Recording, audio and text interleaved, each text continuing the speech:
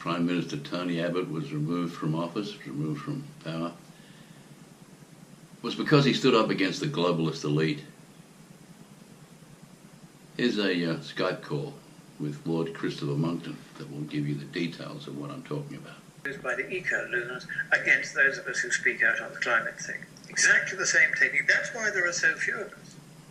Because we've had our reputations trashed. People realise if you want to be a player in big business, big government, big bureaucracy, big unions, big media, big church, whatever, then you'd better go along with the climate storyline, however much you have to hold your nose, because if you speak out against it, then they will do to you what they've done to me.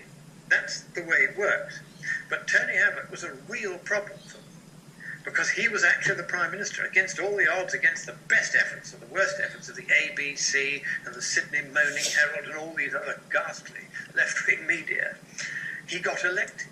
It was the wrong result from their point of view, and they have, of course, moved heaven and earth ever since he was elected to make sure that the will of the people was thwarted. And this terrible little gnome, Turnbull, who is a crook from top to bottom, was allowed to hit back at him for having deposed him in turn a few years ago.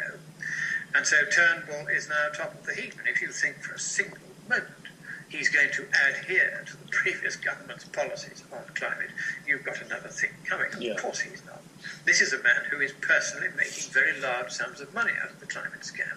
He is not going to have his income stream interrupted. Thank you very much.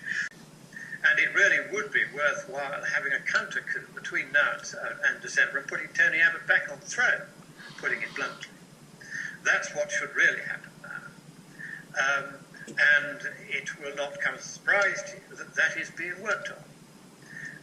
And that some promising indications are already coming forward. So I will say no more than that.